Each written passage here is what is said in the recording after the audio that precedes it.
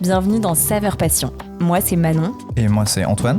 On est frères et sœurs et ça y est, après des années à en parler, on a lancé notre podcast où on part à la rencontre d'hommes et de femmes qui nous parlent de la pratique de leur passion au quotidien. On va chercher ensemble à savoir ce qui les anime, quel a été l'élément déclencheur, comment cette passion a évolué, encore quelle place elle prend dans leur vie. Que ce soit de la peinture sur galet, de la mécanique ou de l'origami, on vous laisse savourer avec nous cette nouvelle rencontre. Bonne écoute. Mon père a pu se consacrer à sa vraie passion. Quoi, papa, je trouve la passion de ton père très originale et je suis passionné de planche à voile. Mais c'est passionnant ça, dites-moi. C'est dingue, hein, parce qu'on a 1 milliard de choses passionnantes à se raconter. Eh bien, bonjour à toutes et à tous. Bienvenue dans ce nouvel épisode de Saveur Passion. Je suis toujours accompagnée d'Antoine. Comment ça va, Antoine ?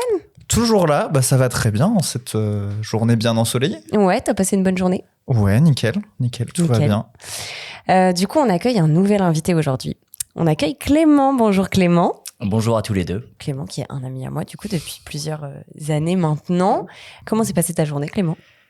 Une journée au boulot, une bonne journée au boulot, donc on est content qu'elle soit terminée, mais elle était agréable. Nickel. Donc comme d'habitude, Antoine, Clément nous a accueillis ici, a choisi le lieu dans lequel on fait le podcast. Est-ce que tu peux nous dire un peu ce que tu vois autour de toi, nous décrire un peu ce lieu, ce nouveau lieu qu'on découvre ? Bien sûr. Alors, je suis du coup à Orléans, dans un petit appartement proche de la Loire. Ouais. Et je suis entouré de pas mal de plantes. Encore une fois, ça ressemble au podcast d'avant. On a que des invités qui aiment bien les plantes. Ouais. Mais très agréable. Et j'ai devant moi, je sais pas si c'est un indice sur ce dont on va parler, mais quand même, ça me semble intéressant. Mais j'ai un magnifique cadre avec une de l'équipe disant que Pinot est sacré. Ce qui n'est pas arrivé tous les jours, il me semble, en ayant un peu suivi, mais de loin, le cyclisme français. Mais voilà, la belle vague bleue également, la Coupe d'Europe. Ah, c'est du rugby ça. Mais en grand, la une, c'est Pinot sacré. Voilà, donc c'est ça. Est-ce que peut-être Clément peut nous dire de quoi est-ce qu'on va discuter dans ce podcast ?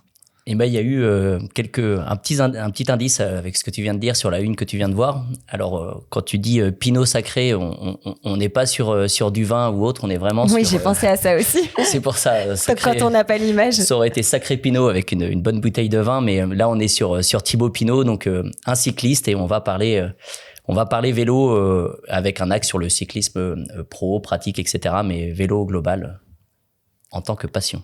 Donc, c'est ta passion un peu au quotidien. C'est vrai qu'on a tendance à commencer maintenant un peu les épisodes par un peu le point de départ des passions des gens, finalement. Comment est-ce que tu as découvert le vélo, tout simplement ? Comment tu t'y es mis dedans ? À quelle intensité ? En fonction des époques de ta vie aussi. Parce que c'est vrai que le cyclisme, c'est quelque chose qui se transmet pas mal de génération en génération. Enfin, je sais pas si c'est quelque chose de français, mais ça passe beaucoup par les parents, les grands-parents, etc. Est-ce que c'est venu par là ou par d'autres personnes qui t'ont transmis cette passion ? Non, c'est un peu le chemin que j'ai eu dans cette passion. Je m'attendais à cette question, donc j'y ai un peu réfléchi. Il y a rien d'écrit, mais on a quand même un cheminement global. En fait, sans le savoir, je pense que c'est ma grand-mère qui a fait naître la passion chez moi. En fait, le Tour de France aujourd'hui, comme on l'appelle, il y avait un commentateur qui était longtemps sur France TV, qui s'appelait Thierry Adam, qui parlait le Tour de la France. Alors on s'est beaucoup moqué de lui quand il faisait ça en introduction sur les étapes, etc. Mais pour une génération, et je pense notamment à celle de mes grands-parents qui sont nés en avant-guerre, ils sont installés à la ferme, en campagne, etc. Pas tellement de vacances, pas tellement d'opportunités de voyager. Et donc le Tour de la France était réel pour eux. Parce que à l'époque, il y avait pas de télé, il y avait des transmissions radio, mais c'était la période des moissons, tout le monde suivait pas. Mais par contre, lire le résultat dans le journal, comment l'étape était racontée, etc., par où il passait, c'était aussi un moyen pour eux de voyager à travers cette course de vélo, d'ouvrir les bouquins pour situer où sont les villages, par où ils passaient. Et à l'époque, ils faisaient vraiment un tour de la France, donc ils passaient par ses extrémités. Le centre de la France était plutôt assez oublié, mais du coup il passait dans sa globalité en France et c'était une belle moyen de voyager. Et moi j'ai eu la chance quand j'étais plus jeune de passer beaucoup de temps l'été chez mes grands-parents. Qui était sur un des bords de France, du coup, j'en déduis. Et non, on était vraiment dans la... C'est dans la Sarthe, donc on était vraiment, nous, le Tour de France, on le voyait. Alors moi, je l'ai vu à la télé, mais on le voyait de loin. Et donc, je regardais alors souvent les fins d'étape ou les résumés avec ma grand-mère et mon grand-père, puisqu'on revenait souvent des activités l'après-midi. Et c'est un truc, et j'ai repensé à ça là quand je me suis dit je vais préparer cette réponse-là. Ma grand-mère a gardé l'habitude elle suit le Tour de France, elle achète un cahier et tous les soirs, à chaque fois qu'elle a le journal, elle recopie le classement par étape, le classement des différents maillots jaune, maillot vert, etc. Ah ouais, c'est limite un petit travail quoi. C'est sa manière à elle de le suivre, de suivre son Tour de France, de suivre les éléments. Elle suit aussi particulièrement les coureurs français et aussi les coureurs régionaux. Donc là, en ce moment, il y a un professionnel qui habite Cure en Sarthe. Donc s'il a l'honneur de participer au Tour de France, elle va le suivre particulièrement lui pour savoir ce qu'a fait un petit peu le gars du coin. Tu vois, on le suit. Il est parti de chez nous, il fait le Tour de la France. Tu défends. Il y a peut-être un peu un côté. Tu nous représentes, tu nous défends, donc on va voir ce qu'il fait. Et ça, je pense, c'est comme ça que la passion, en fait, elle a germé au fond de moi, mais sans m'en rendre compte. Et il y a eu vraiment un moment où ça a éclaté. Et c'est aussi pour ça que Thibaut Pinot est affiché. Il y a eu sa victoire en 2012, au Tour de France 2012. Il participe à son premier tour, il est jeune. Et il gagne à Port-Entruy. Donc c'est une étape, Port-Entruy qui est dans les Pyrénées de mémoire. Et il gagne une étape. Et il y a autant la victoire de Thibaut, ce jeune-là qui gagne avec panache à l'arraché. Et en plus, je pense qu'on va être amené à parler de lui pas mal, mais il a cette capacité à provoquer et emmener les gens dans son émotion, qui fait que tu te dis c'est qui cet ovni. Et derrière, dans la voiture, il y avait Marc Madiot, qui est aussi un élément fort de cette passion, qui était, cette image, vous l'avez sûrement vu, mais sur un pôle vélo, il est sorti de la voiture, sa tête, pour hurler les consignes à son coureur en disant, bah, allez, mon petit, tu vas y aller, tu vas le faire. Et je me suis dit, mais il y a eu un côté, je connais le vélo, j'ai suivi le Tour de France, etc.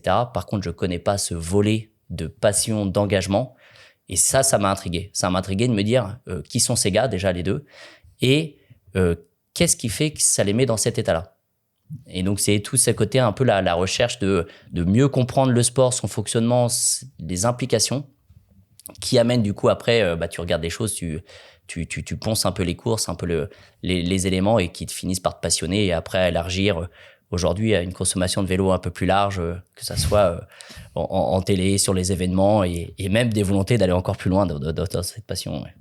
Et de la pratiquer aussi. Et de la pratiquer, ouais. Alors la pratique, au fait, ça m'est pas venu tout de suite en disant je vais pratiquer du vélo pour faire de la compétition, pour performer comme les cyclistes ou autres. J'ai toujours pratiqué du vélo parce que venant de campagne, c'est aussi un très bon moyen d'aller plus loin, plus vite. Donc plutôt d'un point de vue utilitaire.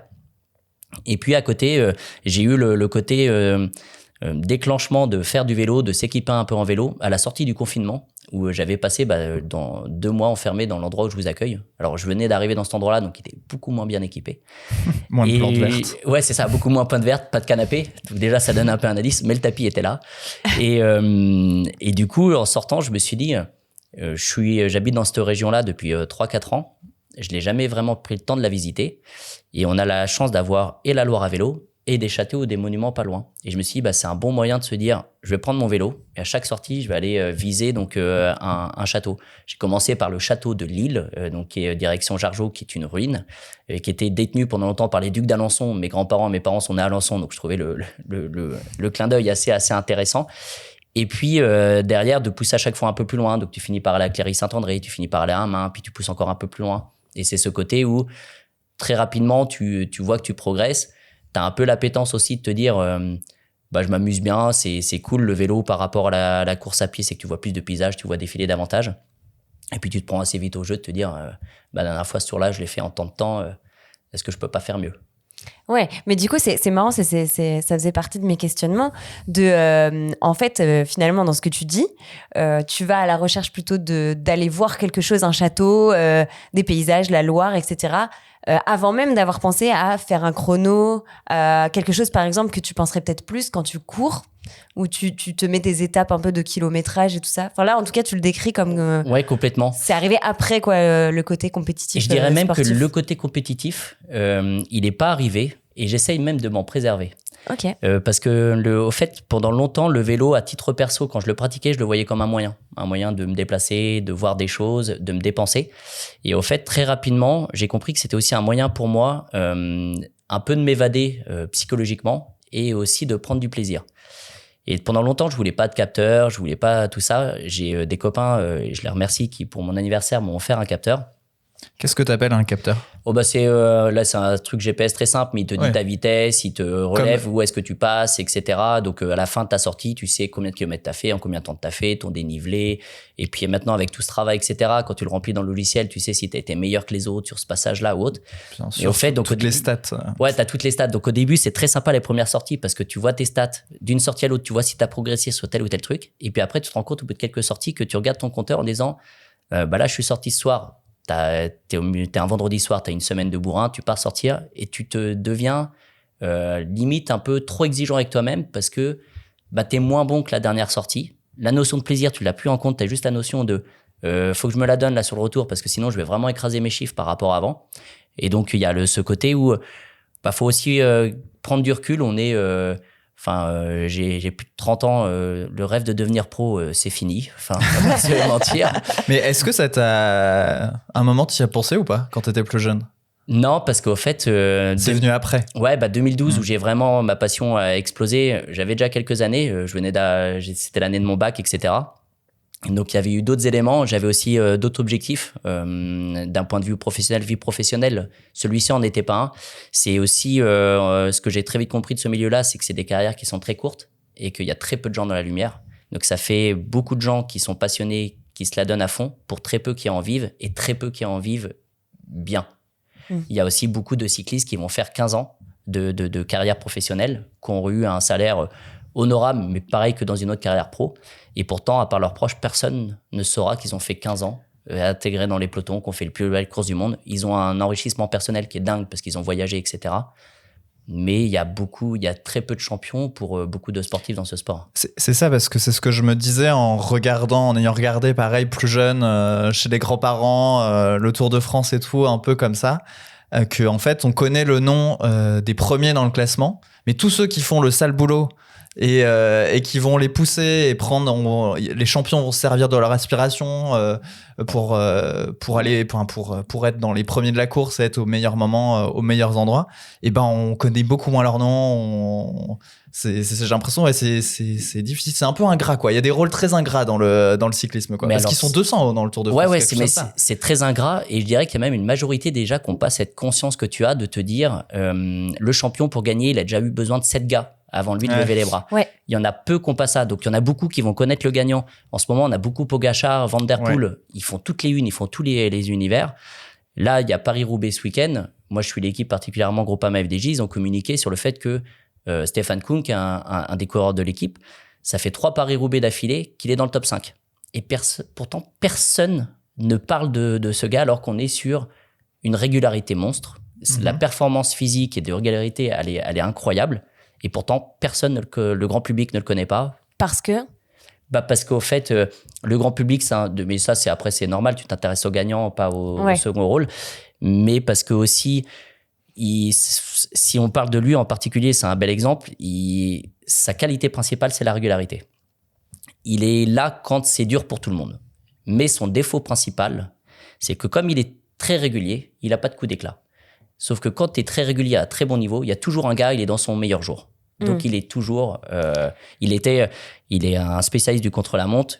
Il y a une année, il défonce tous ses concurrents au contre-la-montre. Et ce jour-là, il y a un coureur, Tobias Foss, qui devient champion du monde. Il le bat de 10 secondes. Il a émis Kung 40 secondes à tous ses concurrents. Lui, il le bat même pas 10 secondes, je crois que c'est encore moins que ça. Et ce gars-là, Tobias Foss, il n'a pas fait grand-chose derrière en contre-la-montre, ni avant, ni après. C'est juste qu'il était en surperformance ce jour-là. Ce qui est pas... Kung, il est super fort pour optimiser son potentiel, mais il fera jamais de coup d'éclat. Mais c'est vrai que... Parce que, alors moi, Antoine en a parlé, notre grand-père, il regardait beaucoup le Tour de France, tous les étés, etc. Et donc, j'avais des noms en tête comme ça qui me venaient, qui se répétaient tous les étés, globalement. Et en fait, c'est qu'il y a quelques années que j'ai regardé le documentaire sur le Tour de France sur Netflix, où j'ai découvert qu'en fait, c'était un sport d'équipe. En fait, En fait, c'est un sport individuel qui se gagne en équipe. Exactement. Cette Et je pense que phrase-là, c'est elle est, vraiment, il y a plein de gens qui ne savent pas ce système, en tout cas dans les compétitions de Ah, mais en plus, cyclisme. on a déjà le champion, on appelle ça du coup un leader qui lead l'équipe. Derrière, il va avoir des lieutenants. Donc ça, c'est les gens que nous, on voit à la télé, c'est à sa dernière garde. Donc par exemple, si on prend un grimpeur, c'est ces derniers qui vont l'accompagner en montagne. Donc si on prend par exemple la belle équipe Pinot, c'était des Reichenbach et c'était des Steve Morabito qui l'accompagnaient en montagne. Et par contre, en amont, t'avais des gars, Thibaut Pinot, quand il a la fin de sa carrière, il a eu une interview en disant quel était le coéquipier le plus précieux. Il a cité William Bonnet. William Bonnet, il n'y a pas la moitié des Français qui regardent du Tour de France qui l'ont vu à la télé. Mais par contre, c'est le gars du kilomètre 0 au kilomètre 100, dans lequel Thibaut Pinot mettait sa roue, il réfléchissait pas pendant 2h30 et il suivait partout où il allait. Et t'as d'autres gars qui sont payés, eux, pour faire les allers-retours entre l'équipe, la voiture de l'équipe, et le peloton pour amener les bidons. T'imagines, tu travailles toute ta vie, tu t'entraînes de la même façon que les autres, mais juste parce que t'es sur 3 semaines, 1 heure moins fort, t'es réduit à aller chercher les bidons d'un gars. Ouais. Faut le levier mental qu'il faut avoir pour ces personnes-là, pour se réinventer, se dire, c'est des gars qui, s'ils sont devenus professionnels, quand ils étaient en junior, donc c'est-à-dire de 16 à 18 ans, même en espoir, c'était les meilleurs. Sinon, ils n'auraient pas eu de contrat. Tu passes de meilleur junior à très bon espoir, je porte des bidons pour une autre personne que je ne connais pas, peut-être même que je n'apprécie pas, parce qu'il y a des rapports humains, mais mon niveau me situe là. Et il y en a beaucoup qui disent, dans ta carrière, il faut un moment avoir une honnêteté personnelle de te dire, je ne serai jamais de ceux qui gagnent, mais si je veux vivre de ma passion, de mon métier, il faut que je devienne de ceux qui aident ceux qui gagnent. Ouais. Faut que j'ai Et que je sois le meilleur que je me rende indispensable. sur ce rôle-là. Ah, mais il y a des équipiers Ouais. qui gagnent très bien leur vie, qui font leur carrière sur ça, parce qu'ils savaient se rendre indispensables et parce qu'ils ont l'équipier, il doit toujours être là. Il ne doit jamais défaillir. On le verra jamais gagner, mais par contre, si on voit qu'il est défaillant, on saura lui reprocher, on lui reprochera très fortement parce qu'il aura abandonné son leader et il aura hypothéqué les chances de son leader de gagner. Et donc, c'est tout un système économique qui tourne au-delà de gagner. Mais après, il y a gagner, je suis le premier. Et il y a quand, au bout de 3 semaines, tu finis 5e d'un général, sur 200 gars au départ, c'est aussi une forme de victoire, sauf que tu n'as rien gagné. Peut-être tu n'as pas gagné d'étape, tu n'as pas gagné le général, mais tu fais partie, si on prend le Tour de France, c'est les meilleurs coureurs qui se mettent sur la même ligne de départ. Ils font tous la meilleure des préparations. Et si après 3 semaines, tu finis 5e, ça veut dire que pendant 3 semaines, toutes les étapes, tu as fait partie des meilleurs. Tu n'as peut-être jamais été le meilleur, mais tu as fait en régularité partie des meilleurs. Et pour te dire que finalement, personne ne se souviendra de toi, quoi, ou très peu. Les connaisseurs très assidus, les supporters, la famille, c'est ça. Tu seras peut-être même pas cité dans les journaux. Nous, en France, les coureurs français, ils ont la chance d'être français, donc on est un peu chauvin. Donc le premier français, même s'il est 13-14e, on va le citer. Il va avoir une petite hype qui va se faire autour de lui pendant 1 an. On va souhaiter au tour d'après qu'il soit dans les 10-5 premiers parce que il a montré qu'il pouvait. Mais les étrangers, on va pas s'en souvenir. Et les Français, quand ils se courent en Italie, en Espagne, on s'en souvient pas. Et pourtant, tu as fait le même investissement. Tu as été éloigné de ta famille de la même façon. Et en plus, j'ai l'impression que dans une même saison, les équipes elles peuvent bouger énormément. Et ton poste n'est pas sûr à 100% que tu vas faire toute la saison. J'ai l'impression que c'est hyper changeant. Alors, si ton contrat il est quand même d'une année à l'autre. D'accord. Ça, il n'y a pas de souci. Okay. Quand tu es engagé au début, tu l'emmènes jusqu'à la fin. Alors, jusqu'à maintenant, c'était ça. On a vu arriver depuis 2-3 ans dans le cyclisme quand même l'apparition de transferts où des gens rachètent des parties de contrat alors qu'avant, c'était vraiment... Comme dans le foot. Ouais, c'est ça. Alors qu'avant, c'était un sport pendant longtemps très gentleman. Tu avais le droit de signer, d'annoncer tes recrues qu'à partir du 1er août. Ça sous-entendait que les contrats se négociaient à la sortie du tour, etc. Maintenant, des contrats, ils sont négociés bien en amont. Il y a même des équipes comme UAE, Jumbo-Visma, etc., qui vont chercher les meilleurs jeunes dans tous les pays, dans les meilleures équipes. Ils inondent d'argent pour qu'ils n'hésitent pas à venir, les gars. Et puis, au fait, toi, tu arrives. En plus, quand on regarde, c'est compliqué comme sport parce que chaque équipe est référencée dans son pays. Donc, par exemple, si on prend les équipes françaises, ils ont la fiscalité française qui s'applique. Par rapport à un État, par exemple, si on prend l'équipe UAE, qui est l'État des Arabes Unis, ils n'ont pas le même taux d'imposition. Nous, en France, les coureurs, on le cotise. Donc, pour passer du brut au net, c'est pareil qu'un salarié. En UAE, ils n'ont rien. Donc, si le coureur veut 2 millions, tu donnes 2 millions. En France, si le coureur veut 2 millions, tu donnes 3,5. Il faudrait faire le calcul exact, mais tu donnes beaucoup plus. Donc, tu as déjà une répartition budgétaire qui n'est pas tout à fait la même.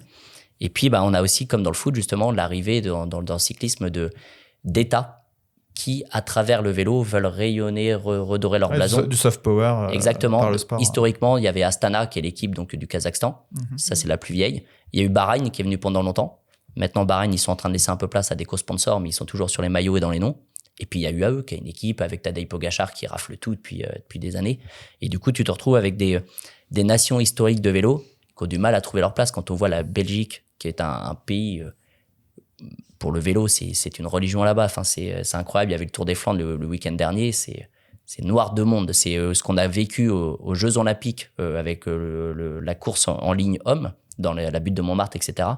C'est toutes les courses en Belgique. Il y a une culture vélo, etc. Et aujourd'hui, ils peinent à sortir des champions, ils peinent à avoir des équipes qui gagnent. Alors pendant longtemps, il y avait la Quick Step avec le Wolfpack qui gagnait tout, mais parce qu'ils avaient une culture vélo de dingue. Et là, maintenant, ça suffit plus, au fait, cette culture, cette approche vélo.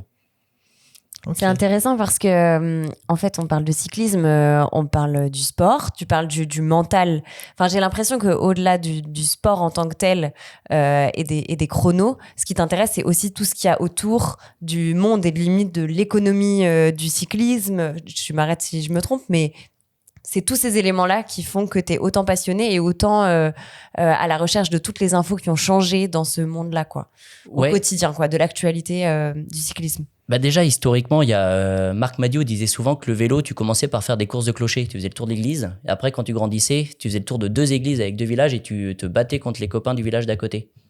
Et donc ça, c'était un côté très local, culturel, etc. Aujourd'hui, nous, en France, alors il y en a beaucoup qui sont en train de disparaître, mais quasiment chaque département a sa course de vélo. D'un jour, une semaine ou autre.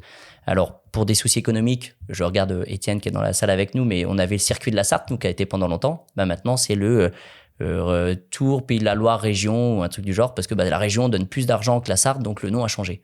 Et il n'y a plus qu'une étape sur la Sarthe au lieu d'en avoir 5. Mais on a le Tour du Limousin, on a le Tour des Portes du Hainaut, on a quasiment en France, tu as un tour dans chaque département. Alors avec des catégories plus ou moins hautes en termes de classification de course, mais tu avais quand même ce côté où on se donnait rendez-vous localement pour faire nos courses, ça a perduré. Donc il y a ce côté-là déjà très intéressant de l'ancrage des territoires, de voyager aussi à travers le cyclisme. Tu vois des choses, ça te donne envie de voyager, de voir des choses. Par exemple, là, cet été, j'étais en vacances en Slovénie. Je suis pas bien sûr que Tadej Pogačar il soit pas pour rien, tu vois. On n'avait jamais entendu spécialement parler de la Slovénie jusqu'à maintenant et on s'est mis à s'intéresser à ce pays. Donc c'est aussi plein de petits trucs comme ça. Et puis je trouve que un peloton de vélo, il y a une dynamique, une hiérarchie, une vie dans le peloton. Il y a un coureur qui a fait Guillaume Martin, Guyonnet maintenant, il s'est marié, qui a sorti un livre, il a fait des études de philosophie sur la société du peloton. Et au fait, moi je trouve que c'est un reflet de notre société à nous. T'as des grands champions qui sont mis partout, etc. Mais par contre, t'as aussi des laborieux qu'on verra jamais et ils sont sur la même ligne, etc. T'as une hiérarchie qui s'installe entre celui qui a gagné, il va se placer plus vite que celui qui a pas gagné. T'as une vraie dynamique qui se met dans un peloton sur une course. Et puis comme sur chaque course, le peloton est différent. Chaque peloton a sa propre vie, sa propre hiérarchie. Alors même s'il y a des principes, à chaque course où Tadej Pogačar il est là, s'il veut être devant, il sera devant, les autres lui font la place. Et t'as vraiment ce code de dans un peloton, tu gagnes ta place par le palmarès que t'as. T'as un petit jeune, t'as beau avoir le plus grand des talents, t'as rien prouvé, tu vas devoir donner des coups de coude pour gagner ta place devant. Et je trouve ça hyper sociologiquement hyper intéressant. Et puis aussi, je trouve que c'est un sport où tous les sports, le levier mental est important, mais c'est un sport où le mental doit tellement être mis à rude épreuve, autant dans la préparation, parce qu'aujourd'hui, il y a beaucoup de préparations qui se font dans des endroits spécifiques. Je pense par exemple à des stages en altitude au TID, etc. Donc c'est des gars qui, dans leur préparation, se disent « je vais 3 semaines en altitude, je me coupe de ma famille, de mes amis, etc. » Ils sont partis la moitié de l'année. Ils construisent une vie de famille aussi à côté. Donc ça veut dire aussi le mental que toi tu as, mais aussi comment tu gères le mental de tes proches, parce que aussi l'impact de ta profession sur tes proches. Et puis à côté, t'as quand même des gars qui se préparent toute l'année. Et quand on voit Tour de France, je sais plus c'était en quelle année, avec la pancarte Omi-Opi, où ils avaient fait 70 bornes, ils sont tombés, il y en a 10, ils sont rentrés chez eux. Ils ont fait 1 an de sacrifice sur ce qu'ils mangent, comment ils dorment, sur de leur famille, etc. Pour revenir juste sur Omi-Opi, il me semble de mémoire que c'est une supportrice qui était sur le bord de la route, qui a gêné avec un panneau et qui a créé une énorme chute. C'est ça, on est une première étape du Tour en Bretagne et tu dis, ces gars-là, ils ont juste pas eu de chance. C'est un élément extérieur de tout ce qu'ils font, tout ce qu'ils mettent en œuvre pour performer. Et tu dis comment tu te relèves de ça, parce que tu vas te soigner et ton équipe elle va te dire dans 15 jours, du coup, vu que tu es libre, je te raligne sur cette course et performe.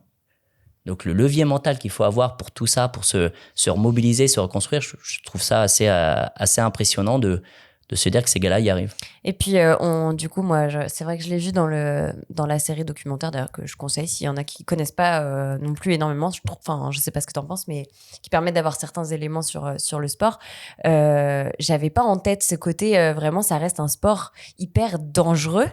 Il y a des vraies grosses blessures, des risques de mort, même des morts, etc. C'était un élément, en tout cas, que moi, je connaissais pas. Si, on le voit encore plus sur ce début de saison où il y a beaucoup d'incidents, beaucoup de blessés. Il y a eu des morts dernièrement. Il y a Gino Mader, il y a 2 ans, qui est un jeune coureur suisse. Et au fait, c'est un sport où ils ont progressé dans la performance. Donc, ils ont fait des textiles encore plus légers pour aller plus vite, pour limiter les frottements au vent. Ils ont fait des vélos encore plus légers pour aller plus vite, des systèmes de frein encore plus efficaces qui te permettent de freiner plus tard. Et les casques sont améliorés en termes de sécurité, mais comme le casque est le seul élément, tu protèges ta tête en espérant que si tu tombes, tu te casses tout sauf la tête. Si je grossis un peu le trait. Et en même temps, les gars, on leur dit, allez plus vite. Vraiment, allez plus vite. Et depuis quelques années, il se pose un autre élément, c'est que dans toutes les villes, vous le voyez si vous êtes automobiliste, on met beaucoup de choses en place pour ralentir les voitures. Donc des chicanes, des tremplins, des dodanes, etc. Et donc on dit à des voitures, je mets ça en place pour te faire passer à 30. Et aux cyclistes, on dit, toi tu y passes à 65.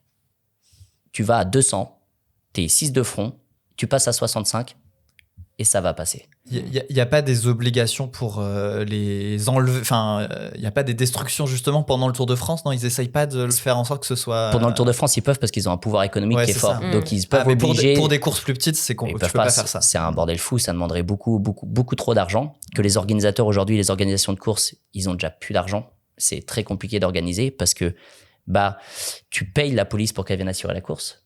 Les bénévoles, t'en as de moins en moins de manière générale, mais alors du coup, pour fermer des carrefours, etc., t'en as moins aussi, donc tu te retrouves à payer des gens pour sécuriser des carrefours. Tout ça, tu payes. Ils payent aussi les courses. Le fait de se filmer pour ensuite redonner les images à des rediffuseurs. Donc, c'est le volet économique global. Il y a beaucoup de courses aujourd'hui qui mettent la clé sous la porte parce qu'ils ont plus l'argent. Et donc, t'as ce côté-là de sécurité qui rentre en compte. Et en même temps, t'as aussi, on l'a dit, t'as qu'un champion. T'as aussi des gens qui veulent absolument gagner, qui sont prêts à tout pour gagner. Donc t'as aussi ça dans un peloton. Mais c'est ça, en fait, c'est que ça m'a vraiment choqué le fait de... c'est extrêmement dangereux. Donc ça demande déjà un niveau de mental, comme tu dis, de préparation, etc. Et vraiment, c'est des gens qui savent que à certains tournants, leur vie peut basculer, quoi. Et puis il y a aussi c'est aussi un moyen de faire des différences. Si on prend par exemple les descentes dans les montagnes, Matej Mohoric, qui est un descendeur hors pair, lui, son boulot, c'est d'aller le plus vite possible dans les descentes, soit pour lui faire le trou sur ses coéquipiers, enfin sur ses concurrents, soit pour mettre la pression sur d'autres leaders potentiels de ses coéquipiers et pousser les autres à la faute. Donc c'est aussi une stratégie. Le danger, dans certains cas, devient une stratégie. Mohoric, lui, il y a peu de chances qu'il tombe parce que il est super fort, mais le gars derrière, peut-être qu'il va douter, lui, un peu à un moment, ou est un peu moins lucide, et c'est des gars qui montent un col de 14 km en l'espace d'une demi-heure, t'arrives en haut en termes de BPM, je te parle pas, et derrière on leur dit replonge et vas-y à fond, te pose pas de questions. Et si je reviens sur Gino Mader qui est décédé, il est décédé quand il faisait son Tour de Suisse, donc il est suisse, Tour de Suisse national. Le lendemain, la course elle est repartie. Donc t'imagines pour les autres concurrents, ah oui, non, mais le ressort qu'il faut avoir toujours, ressort mental de te dire. C'est quand même plutôt rare. Enfin, en tout cas, là, j'ai pas de sport qui me vient où quand même le risque tel risque arrive, quoi. Donc, ça montre quand même un état d'esprit, quoi. L'avantage du cyclisme, c'est que vu que c'est pas un sport de contact à proprement parler, t'as moins de blessures style croisé, commotion, etc. qui peuvent arriver. Tu peux avoir des commotions en tombant, il y a un protocole commotion, etc. Mais contrairement à un football américain ou un rugby où l'impact est constant, peut-être les blessures long terme sont plus compliquées. On va peut-être faire une petite pause, okay. Une petite respiration. Je nous ai préparé un petit quiz. Clément, je te connais un petit peu. Je sais qu'il est fan de cyclisme. Et je sais aussi qu'il est un peu fan d'expressions françaises un peu vieillottes. On va dire ça comme ça. Et du coup, je me suis un peu amusée à trouver des expressions dans le cyclisme qui sont un peu vieillottes. Et il y en a énormément, genre énormément. Je pense pas que tu en surpris de pas connais. en avoir beaucoup.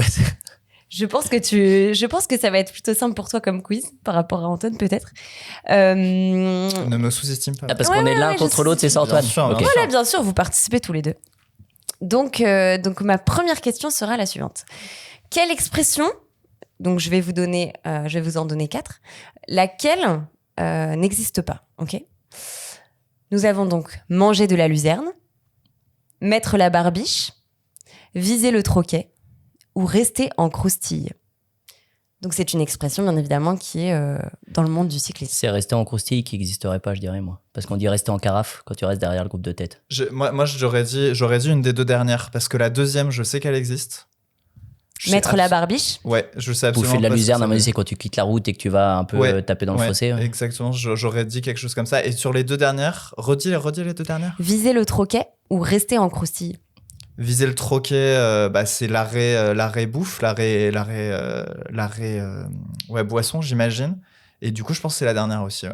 Rester en croustille. Ouais, je pense que c'est... Eh bien, c'est une mauvaise réponse. C'est la première. Et non, t'étais pas loin. C'était viser le troquet qui était Ah non, ok. qui était le faux.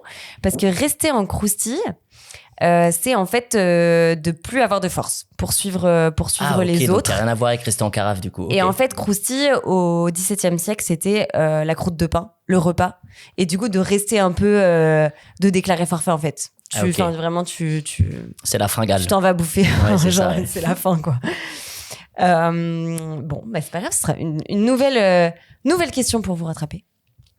Comment est-ce qu'on appelle un coureur qui roule justement sans difficulté, pour le coup? Je vais vous donner 5 propositions. Il y en a 2 qui veulent dire le coureur qui roule sans difficulté.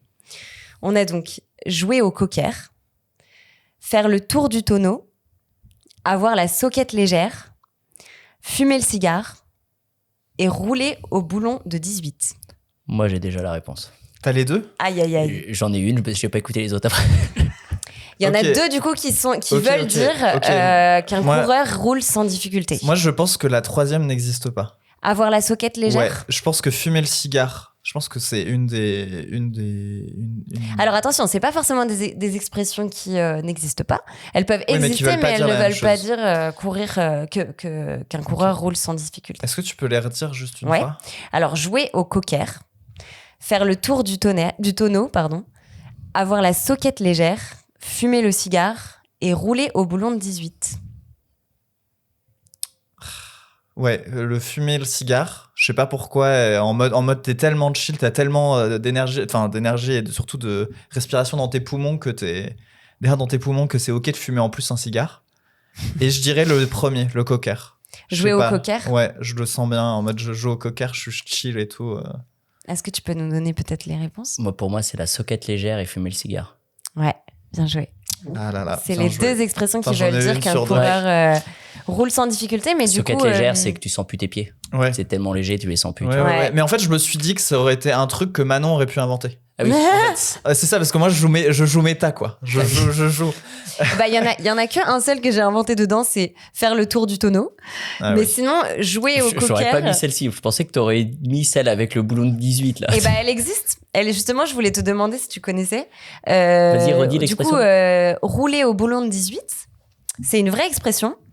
Et ça voulait dire, dans les années 50, ça voulait dire se doper. Ah. Parce qu'en fait, les boulons de calibre 18 sur les moteurs c'était des boulons sur les moteurs des 4 chevaux. Et du coup, ben, ça voulait dire aller vraiment très rapidement. Enfin, aller C'est des vraiment, expressions très vieux français là. pour le coup. c'est très vieux français. Les voilà. 4 chevaux, c'était des voitures, les 4 chevaux? Après les 2 chevaux? Ouais, Ouais, en fait, c'était- dans ma tête, mais du il y a coup, les 2 c'était chevaux et il y en a des- pas Une d'autres. version familiale. Enfin, c'est- Ouais, j'imagine. C'était rapide. C'était très rapide, ce qui est un peu l'inverse de ce qu'on dit Plus- maintenant. Enfin, d'une 4 chevaux. Ouais, c'est ce que j'allais dire. Aujourd'hui, une 4 chevaux, je pense que... C'est vraiment se c'est- traîner la patte. Mais donc rouler au boulon de 18, c'était une vraie expression. Et jouer au cocker, c'était aussi une expression française dans le cyclisme.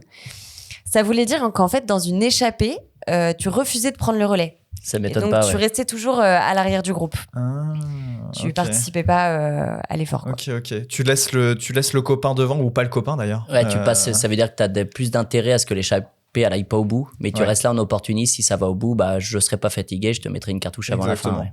Ouais. Ok. Alors que l'autre, il doit aller au bout, alors du Il coup, doit faire les il est obligé de relais, pédaler, ouais, quoi. exactement. Voilà, donc des petites expressions comme ça. Et puis je suis allée un petit peu plus loin, je me suis renseignée aussi sur les surnoms des coureurs, qui est quand même quelque chose dans le cyclisme. Il y a des vraies personnalités qui ont leur propre surnom. Donc je vais vous donner 5 propositions de surnoms de coureurs. Et il y en a un seul qui n'existe pas, qui n'est pas un vrai surnom. Donc on a le pirate, on a The Flying Mulet, Attends, j'ai le premier on déjà. a le blaireau, Mm. on a la broche ou on a le blitz. Ok. Le blaireau, c'est Bernardino. Le pirate, c'est Pantani, je crois. Ouais, Marco Pantani, ouais. Marco Pantani, l'italien. Qui est malheureusement décédé, je crois. Le broche, dans ce le serait ghetto. pas Laurent Compliqué. Brochard, par exemple. C'est Laurent Brochard. Ouais. Et donc après, il reste C'est donc un cycliste sartois ouais, Il que reste j'ai mis pour toi. il reste Flying Mulet. Redis les 2 derniers. The Flying Mulet, le blaireau, donc on l'a dit, le blaireau, la broche, le pirate ou le blitz. Le pirate, du coup, c'est Pantani.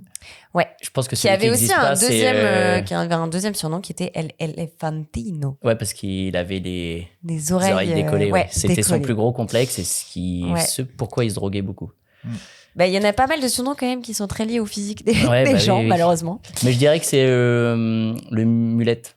Attends, Parce que The Blitz, ça sent bien l'anglais The venu de Blitz. York, tu sais, un peu à l'ancienne. Ouais. non, ou The Blitz, ça peut être un allemand. Tu vois, en J'ai mode pas fait la allemand, donc Blitz, là, je vais la Blitzkrieg. C'est la méthode de guerre pendant les nazis en Seconde Guerre mondiale. En Mm. gros, les guerres très très rapides. Ok. En mode un coureur très très rapide, The Blitz. Donc ça correspondrait, The Blitz, ça peut le faire. Bah, c'est ça ce que je me dis. Moi, Donc je dirais The Blitz, ça que marche. Que c'est le bon. Ouais. Et que Ouais, c'est- moi aussi, et que c'est le mulet le faux. Je dirais pareil. Ouais, vous êtes d'accord? Ouais. Et bah, c'était le blitz, celui que j'ai inventé. Ah, bien joué. tu Flying nous as Mulet, eu. il était belge. The Flying Mulet, c'est donc un cycliste qui est néo-zélandais, qui s'appelle Shane Archbold. Ah ouais, je connais pas. Et Putain, toi qui voilà, avais l'air de il avait, connaître tous les cyclistes. il avait il a toujours un sublime mulet qui était très reconnaissable. T'as vérifié parce que t'as Voilà. dit là toujours. T'as une photo récente Ouais. du coup. Oui, tout à fait. Oui, en tout cas, en 2020, fin 2023, il l'avait toujours. C'était il n'y a pas si longtemps. Peut-être qu'il l'a rasé Bien depuis sûr. peu. Beaucoup de gens portent très fièrement le mulet. Hein. Qui revient à la mode, Bien sûr. surprenamment. Et il y a Ouais, d'ailleurs une tout à fait. compétition française de mulets tous les ans. Voilà. Ça ne m'étonne C'est pas. une information Ça que je ne m'étonne partage. pas. Il faut nous donner lieu maintenant. Voilà, c'était mon petit quiz un peu sur la langue française, mais du cyclisme pour toi, Clément. Fort intéressant. On a appris plein de choses. La soquette. On n'a pas brillé Là, par c'est toutes Ah. nos réponses, mais on a été. Non, Ça mais va. tu vois, j'ai pas compté les points, hein, je suis sympa. Oui, c'est vrai. Bah, je pense que je perdais. Hein. On est assez clair là-dessus. Hein. Ouais. Et moi, je me demandais, quand tu regardes ta course, c'est quoi qui te fait le plus vibrer? Est-ce que c'est la fin, voir comment ça va se passer, ou c'est tout le déroulé, tu regardes tout, c'est de voir quel joueur part en échappée, où est-ce que tu prends le plus ton plaisir? Alors en fait, moi, quand je regarde une course, je regarde 2 courses. Ok. Je regarde la course de la Groupama FDJ et la course en général. Parce que ça allait être ma deuxième question, c'est est-ce que tu as tes petits favoris? Ouais, complètement. Voilà. Il y a l'équipe de la Groupama FDJ. Donc, historiquement, FDJ, c'est une des plus vieilles équipes du peloton qui a été créée par Marc Madiot, qui est mayennais. Et, on peut pas être parfait, Étienne. Et du coup, il a créé cette équipe-là. Il l'a créée à l'époque où les scandales de dopage explosaient. Et lui, son leitmotiv, c'était je vais emmener avec moi des coureurs qui croient en un vélo qui peut être propre. On gagnera pas. On sera pas premier parce qu'on sait qu'on va pas prendre toutes les aides, etc. Mais on sera OK le soir, quand on rentre le soir, on se regardera dans le miroir et on dira, j'ai peut-être pas gagné, mais je suis fier de moi. Parce qu'on est d'accord, ça se savait dans le tour, quand il y avait du dopage, ça se savait plus Ça ou moins. c'est toujours su à ouais, c'est ça. toutes les époques. On peut Ouais. remonter aux époques de... Si tu prends les Coppi, Bartali, etc., qui sont des campionismo italiens, donc qui gagnaient à la sortie des guerres, etc., il y avait une expression, c'était charger la soupe. Ah oui, dès le départ, parce que Dès le départ. les tours, ils datent de début du 20e, c'est ça? Ouais, c'est ça, ouais. T'as eu, en fait, c'est chaque journal voulait son tour pour raconter, justement, dans ces éditions. Tu faisais une sorte de série de l'époque de qu'est-ce qui se passait, tu suivais. Et en Italie, c'est des tifosi, ils sont fous de vélo et ils ont vraiment une culture vélo et un respect vélo. Tu regardes le Tour d'Italie, il y a très peu de chances qu'il se passe les mêmes comportements qui se passent au bord du Tour de France en tant que spectateur. C'est tout ça, c'est la culture vélo. Tu vois le Tour des Flandres qu'il y a eu ce week-end, il n'y a pas eu d'incident. Et pourtant, il y a beaucoup plus de monde qu'au Tour de France. Et ça fait partie de la culture vélo. Et du coup, tu vas avoir tous ces éléments-là ça fait partie de l'histoire du vélo. Madio s'est dit, on peut faire du vélo autrement. Et quand il a monté ça, on ne faut pas oublier non plus qu'en France, on se moquait de lui. Bernard Hinault, à la télé, disait que si les Français ne gagnaient pas, c'est parce qu'ils ne savaient pas s'entraîner. Là où tout le monde savait... C'est gros nul, là. Ouais, non, mais c'est ça. Tu te dis, toi, tu assumes de te dire, je vais essayer de redorer l'image du vélo un peu chevalier blanc, cyclisme propre. Et t'es moqué par les gens. Et, je veux pas dire de bêtises, mais il me semble que Madio a été coéquipier de Bernard Hinault. Donc, on parle de la même famille de vélos qui savait bien ce qu'elle disait. Et donc, il a créé cet élément-là. Et son leitmotiv, c'était de se dire, on peut changer les choses en changeant les gens. Donc, c'est trop ancré le dopage pour tout le monde. Prenons des jeunes. Il a été chercher des Philippe Gilbert, il a été chercher même étrangers, etc. En disant, s'ils arrivent en ayant une bonne mentalité, qu'on les accompagne bien, c'est des gens, ils iront pas chercher le dopage parce qu'ils iront chercher d'autres leviers de performance et surtout d'autres leviers de qu'est-ce qu'être cycliste et qu'est-ce qu'être un champion de vélo. Et donc, il est parti là-dessus. Il a été, donc, il a sorti beaucoup de pépites du cyclisme. Il a sorti les Pinot, les Desmar, les Arthur Vichot, qui a été multiple fois champion de France, etc. Et après, il s'est dit, on va intensifier cet élément-là et on va créer une équipe pour le développement. Donc, une sorte de centre de formation. Donc, il a créé la Conti il y a quelques années. Et là, depuis 2 ans, il a créé aussi une équipe U19. Donc, plus ça va, plus on va chercher jeunes. Ça, c'est le schéma du cycliste aujourd'hui. Ça gêne plus personne de mettre un gamin de 18 ans sur le Tour en se disant, il peut le gagner. Tu vois, Tadej Pogacar, il a cassé tous les codes par rapport à ça. Ouais. On a un Français qui est en train de les casser. Là, c'est Paul Sexas. Il est en train de tout défoncer aussi en termes de palier, de se dire ce qui va être prêt. En fait, maintenant, tu dis pas ce qui va être prêt, c'est qui est-ce qui va battre. Parce qu'il sait que les 3/4 du peloton vont être derrière lui. Mais est-ce qu'il va réussir à aller chercher le 15e, le 14e et c'est assez fou leur niveau de préparation. Mais ça veut aussi dire, et il y en a beaucoup qui sont dans ces éléments-là, c'est que tu professionnalises la pratique du vélo de plus en plus jeune. Ça sous-entend que tu fais des sacrifices de plus en plus jeunes, que la valeur plaisir est plus forcément ton principal moteur. Et c'est aussi, on le voit de plus en plus, des gens qui font pas forcément carrière très longtemps. Parce que du coup, tu as une fatigue mentale qui s'installe. Et ce que tu es capable de faire de 22 à 35, si tu commences à le faire à 15 ans, à 28, t'en as déjà un peu plein de dos. Donc, c'est tous ces éléments-là qui le cyclisme est en train de changer. Il y a d'autres leviers, la préparation mentale. Et il y en a dans tous les pays, parce que tous les pays sont en train de professionnaliser les jeunes de plus en plus tôt. Et tu as toutes ces questions-là qui se posent. Le premier qui a vraiment fait émoi là-dessus, c'était Adrien Costa, qui était un cycliste américain, qui était... alors, il avait un lien avec la France, je sais plus si c'est ses père ou sa mère, enfin bref, il parlait très bien français.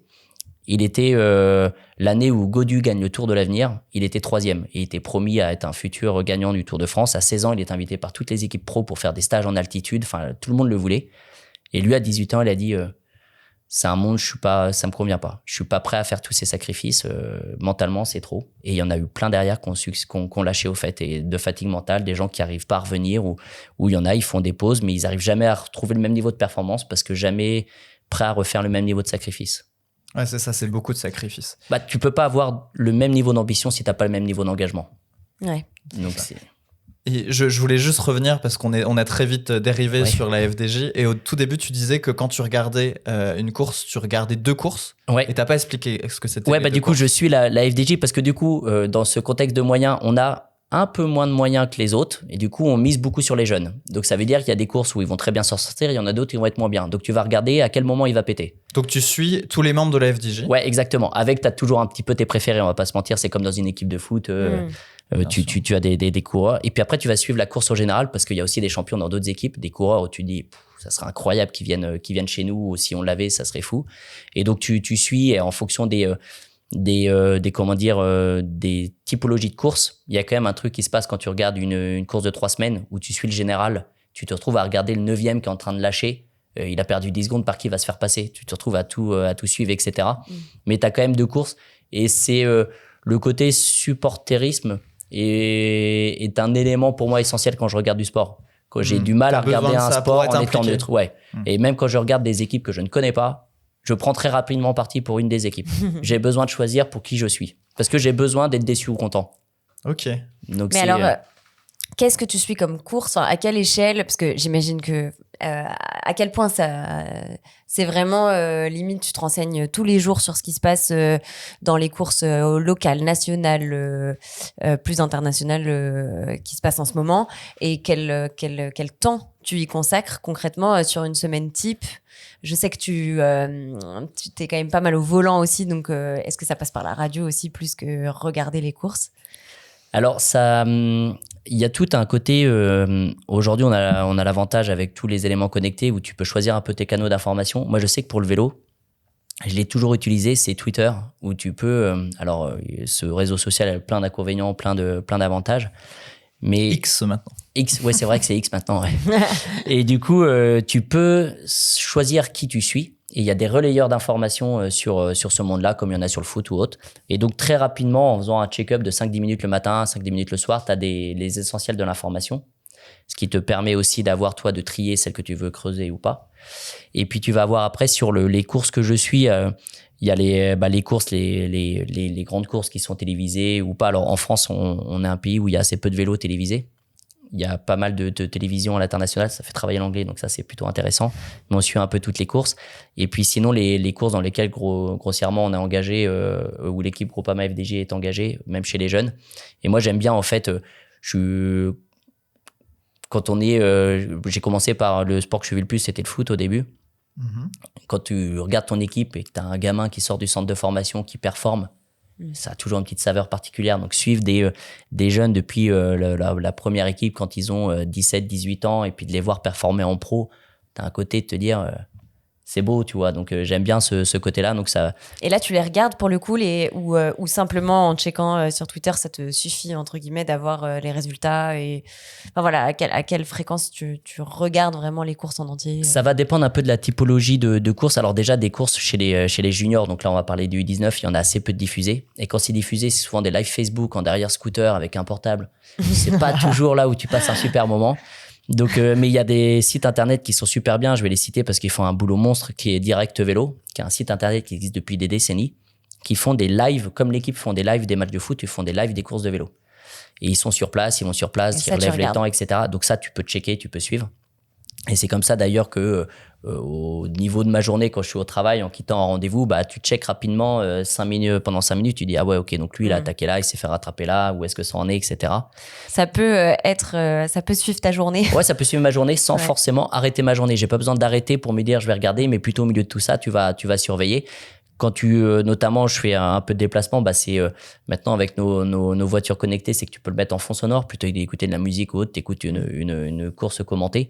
Donc parfois, faut un peu s'accrocher parce que bah, c'est commenté par des Anglais avec un accent anglais. Quand la course, ça va dans tous les sens, tu ne sais plus qui est où. C'est pas comme au foot où tu sais si l'équipe de droite, elle attaque par là-bas, quand elle a le ballon, tu sais dans quel sens ça va. Là, faut être un peu force d'imagination. Oui, puis surtout, contrairement au foot, il n'y a pas que 22 joueurs sur le terrain, quoi. Non, c'est ça va dans tous les sens. Et puis du coup, il se passe autant de choses dans le groupe de tête que dans le peloton, que les gens qui abandonnent ou qui arrêtent derrière. Donc, à suivre, à écouter, c'est peut-être un des sports qui est le plus compliqué à suivre en écoutant parce que tu sais jamais réellement où t'es, où est-ce que ça se passe.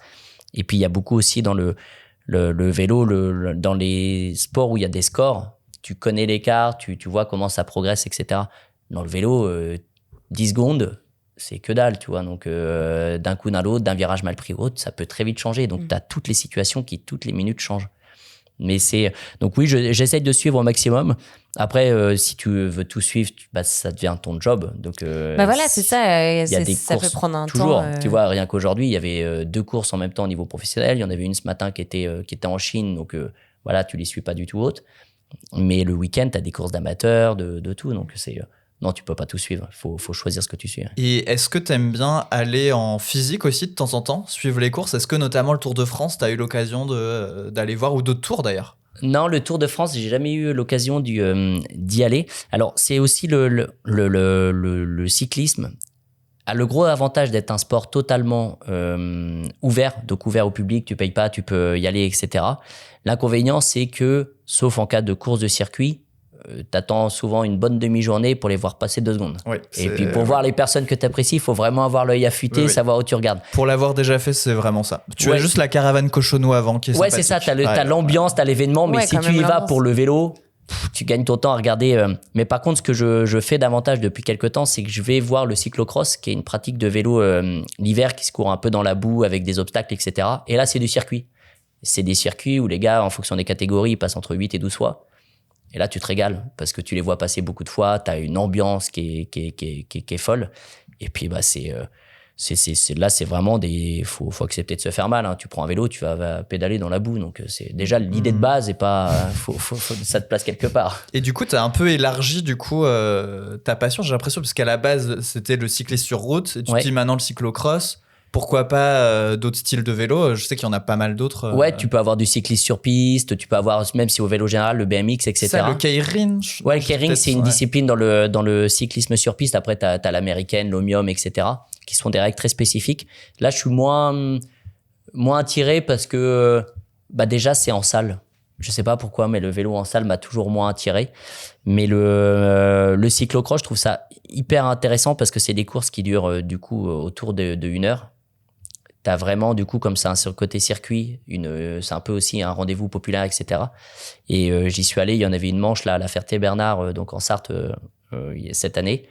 Et c'est impressionnant quand tu vas voir les jeunes. Le matin à 9h, il y avait les U19 qui roulaient. Donc ceux qui sont accompagnés par des structures pro, bah, il y a tout le staff comme les pros. Donc t'as des mécanos, t'as des gars qui sont là parce que le vélo, tous les 2 tours en fonction du terrain, etc., tu le déposes pour repartir avec un vélo propre. Donc, tu as un mécanicien qui court dans une station pour le passer au Karcher. Donc, ça, c'est dans le cas où tu es accompagné par des structures pro. Et il y a le cas où il y a des jeunes qui sont là pour leur passion et la structure pro, c'est leur famille. Donc, ça veut dire que le week-end de la famille, c'est... Exploitation de la famille. Non, mais c'est ça. Tu es potentiellement de Bourgogne. Tu dis, tu fais quoi ce week-end? Bah, je vais à la Ferté-Bernard parce qu'à 9h, j'ai mon fils qui a une course et je vais passer 1h30 à courir dans la boue pour aller passer les coups de Karcher sur un vélo. Et tout le monde participe. Tu as le père, tu as la mère, tu as les frères, etc. Et c'est à la fois, quand tu vois ça d'extérieur... Ça donne une ambiance, je pense. Ça donne une ambiance. Tu as un côté où peut-être que sur le moment, tu te rends pas compte, mais c'est des moments de famille, je pense, qui restent. Parce que du coup, ça te fait que tu as le trajet, tu as le voyage, etc. Mais ça veut dire que quand même, ta passion devient celle de la famille. Ah bah oui. Les week-ends sont pour ça, tu vois. Ouais. Donc, c'est tout cet événement-là, ce folklore qui est très intéressant. Mais pour revenir à un peu ta pratique, etc., moi, je me demandais, parce que tu disais que tu faisais maintenant depuis pas si longtemps, du coup, du vélo plus sportif. Est-ce que tu as déjà pensé à te mettre dans des clubs, à partager un peu cette passion, à l'utiliser même pour faire des rencontres de personnes qui ont potentiellement les mêmes passions que toi, etc. Alors, le faire en club, non, pas forcément, parce que ça implique un engagement d'y aller plus régulièrement, etc., de faire des sorties. Je suis pas toujours maître de mon calendrier avec les déplacements, etc., donc c'est pas forcément ce qu'il y a de plus évident. Le partager, oui, je le partage notamment avec un copain en particulier qui s'appelle Corentin. Paco pour les intimes. Petite dédicace, Paco. Petite dédicace. On le partage parce qu'il il vient quelquefois rouler à Orléans. On s'est fait une semaine de vacances où on a été dans le Jura pour se faire les cols mythiques un peu du Jura, donc avec le col de la Fossile, etc. Donc on le partage à travers une pratique ponctuelle mais commune. On s'est déjà retrouvé pas mal de fois en Sarthe pour rouler ensemble dans nos contrées respectives. Mais c'est plutôt le partager avec des gens que je connais. Faire des rencontres, il y a la possibilité, quand on voit par exemple sur Orléans, il y a des gens qui se donnent rendez-vous. Alors c'est le rendez-vous, je crois qu'ils appellent ça du cheval rouge, et ils partent à 40-50 rouler direction la Sologne. Mais alors pour connaître quelqu'un qui le fait, c'est des gens qui préparent souvent des triathlons ou autres. Donc ça roule à du 35-40 km/h de moyenne. Donc là, il faut avoir la soquette légère. Dommage. C'est bien, maintenant tu vas la placer. Alors je la connaissais déjà. Jalabert l'utilise souvent. Mais tu peux utiliser le cigare maintenant. Oui, le cigare. Le cigare. Mais non, du coup, pas spécialement d'engagement par rapport à ça. C'est plutôt, comme je te disais tout à l'heure, à titre perso, plus un moyen. Ouais, c'est ça. Et tu veux pas de toute façon tomber justement dans le chrono, etc. Donc, non, parce que j'utilise plutôt comme un levier, pas de relaxation, mais limite de lâcher prise. Quand tu es sur le vélo, tu fais quand même l'effort physique d'endurance, endurer. Tu vois des choses, c'est beau, c'est... Est-ce que tu te mets de la musique quand non, quand mais t'es à vélo? C'est aussi un élément où je prends beaucoup de plaisir à le faire seul. Et par exemple, quand je vais au cyclocross, en spectateur, j'y vais seul aussi. C'est aussi des moments où tu sais pas toutes les accordes à toi, mais il y a peut-être peu de moments où j'apprécie être seul, mais ces moments-là, ça en est. Et je veux pas mettre de musique parce que on est déjà très sollicité quotidiennement avec des bruits artificiels dans tous les sens. Et je me dis, bon, bah là, t'es au vélo, on fait pas trop de bruit quand on fait du vélo, t'es dans la nature. Nous, on a de la chance, on a les bords de Loire avec pas mal d'oiseaux, etc. Donc, tu vois des beaux trucs, tu peux entendre des beaux trucs, donc autant se le garder. Et puis, aussi, ça te coupe ton rapport au temps. Une musique, aujourd'hui, dans l'industrie musicale, tu vas voir les musiques qui font entre 2 minutes 30 et 3 minutes 30. Quand tu passes ta musique, si tu connais ton parcours, tu sais si tu as été bon ou pas sur ton parcours. Ça fait 3 minutes que je pédale. J'ai pas passé cette borne-là, j'ai pas été bon. Donc, tu peux vite avoir un rapport au temps et du coup, il y a des parcours que tu refais régulièrement. Un parcours de base que tu. Ouais, en partant à chaque fois du même point de chez moi parce que c'est pratique, tu te retrouves forcément à faire tout au parti des mêmes tours. Donc, on a l'avantage, tu peux partir à l'est ou à l'ouest de la Loire, mais sauf à rouler énormément de temps. Et puis, il y a quand même un élément que j'apprécie du fait de rouler sur la Loire à vélo, c'est que tu n'as pas d'interaction avec d'autres moyens de transport, notamment des véhicules, qui est pour la pratique amateur un vrai sujet. C'est pas anodin s'il y a à chaque fois qu'il y a une course de vélo, des messages pour éduquer, alerter l'automobiliste sur comment se comporter par rapport aux gens qui font au vélo, donc que ça soit du vélo taf, de l'amateur ou autre. Les interactions vélo-voiture sont pas toujours les mieux gérées. Non, ça c'est sûr. Donc ça me dérange pas de refaire le même parcours si ça m'évite cette interaction-là, tu vois. Je vois. Et est-ce que il y a des défis, des endroits où tu aimerais faire du vélo et où tu n'as pas encore eu l'occasion de le faire, où tu te dis j'ai vraiment trop envie d'aller, je sais pas, de faire du vélo dans un autre pays, je sais pas si tu l'as déjà fait d'ailleurs, ou à certains endroits en France, ou certains circuits, comme tu parlais de peut-être de cols mythiques et de choses comme ça. Ouais, ça serait plus ce rapport au col mythique, de les voir à la télé, ce qui représente les légendes qui s'y ont construites, les désillusions qui s'y ont faites aussi, donc ça c'est hyper intéressant. Et t'as quand même le côté, on sous-estime cet élément-là, mais quand tu montes un sommet, bon déjà tu souffres, ça te ramène à toi-même et à tes capacités finalement à gérer ta douleur. C'est aussi une partie du sport du cyclisme de jusqu'où je suis capable d'aller à me faire mal, et une fois que j'ai atteint ce niveau-là, combien de temps je peux l'endurer. Et puis tu vas avoir derrière un autre élément, alors ça c'est très personnel ou pas, mais dans la descente, c'est hyper grisant la vitesse, et t'as quand même ce côté-là de j'ai déjà été vite le virage d'avant, mais est-ce que je peux pas faire mieux?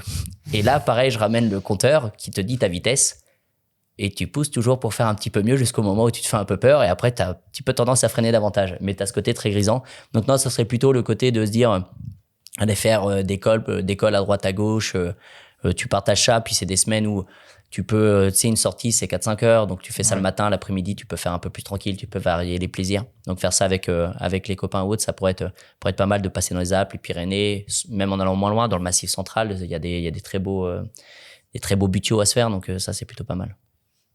De belles perspectives. Eh bien, on va arriver un peu sur les dernières questions, mais on en pose une régulièrement à nos invités que je trouve trop chouette. C'est vraiment quelqu'un qui là va écouter cet épisode et aimerait un peu se mettre, alors soit à pouvoir scruter un peu comme tu fais le monde du cyclisme et s'y intéresser en profondeur, soit se mettre sur son vélo finalement et parcourir, que ce soit la Loire ou n'importe quel autre terrain. Qu'est-ce que tu conseillerais, par quoi passer en tout cas pour déclencher finalement cette passion chez quelqu'un d'autre? Alors peut-être au-delà de déclencher, pour que les gens environnent mieux. Tu l'as évoqué tout à l'heure, la série sur Netflix sur le Tour de France. Ouais. Elle est très intéressante pour avoir un peu des codes de comment se passe une course et ce qui est une course, une vie d'équipe, etc. Donc, je commencerai peut-être par ça. Et je commencerai peut-être par regarder des plus petites courses si on va sur la partie regarder.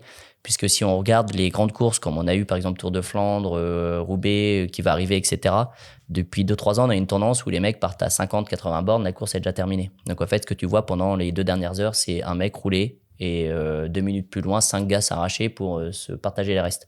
C'est pas forcément le plus excitant à regarder. Par contre, tu vois, il y a le ancien Tour de circuit de la Sarthe là, qui se passe. C'est du coup un niveau, une catégorie juste en dessous. Donc, c'est des professionnels, c'est des gars qui peuvent faire Paris-Roubaix ou autre, mais le niveau il est beaucoup plus homogène.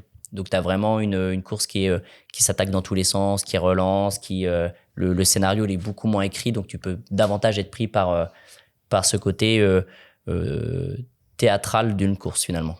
J'irais plutôt là-dessus. Et pour la pratique, après ça va dépendre de chacun, mais il y a quand même une pratique qui se développe depuis quelques temps qui est le vélo taf. D'aller au travail à vélo, ça on arrive à la belle saison, ça peut être un vrai bon moyen de s'y remettre. Puis après c'est le goût d'aller plus loin, de voir plus de choses.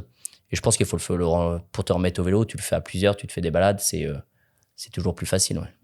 Et toi, justement, sur les équipements vélo, est-ce que tu t'aimes bien avoir le dernier cri, le dernier vélo à la mode ou quelque chose comme ça? Ou tu t'en fiches, t'as ton vélo, du moment qu'il fonctionne bien, que t'as les accessoires en plus qui vont bien? Non, moi j'ai mon vélo, j'ai le même depuis 5 ans, un petit Scott, sans prétention, en entrée de gamme, etc. Mais il va bien, et puis je pense qu'il m'attend plus que je ne l'attends, donc c'est déjà un bon point. Et puis non, après c'est l'équipement, faut quand même, je dirais il y a un élément majeur dans lequel il faut mettre de l'argent, c'est le casque. Là faut pas hésiter, quand t'es sur le vélo, c'est le seul truc qui te protège, donc je comprends pas les gens qui mettent 5-6 000 euros dans un vélo et qui vont acheter un casque à 40 balles à Decathlon. C'est un peu ridicule. T'achètes une Ferrari et tu mets pas de casque. T'as déjà eu des chutes, toi, notamment? Ah ouais. Mais déjà, quand tu commences le vélo de course, tu tombes au bout de 2 mètres avec les pédales automatiques. Parce que tu comprends pas comment ça marche, tu t'es pas entraîné, donc t'arrives à un stop, t'as les pieds qui sont accrochés, tu dis écoute, tu tombes sur le côté, donc t'as des chutes un peu bêtes comme ça. Et puis t'as les chutes où tu roules sur la pluie, etc. Tu prends des virages, t'as parfois des moments un peu moins d'inattention, mais c'est pas des vitesses où tu te fais suffisamment mal. Puis il y a des chutes aussi que tu te fais à vélo, par exemple quand tu rentres de soirée à vélo, tu peux faire des beaux soleils. Ouais. Des beaux souvenirs. C'est des beaux souvenirs, ouais.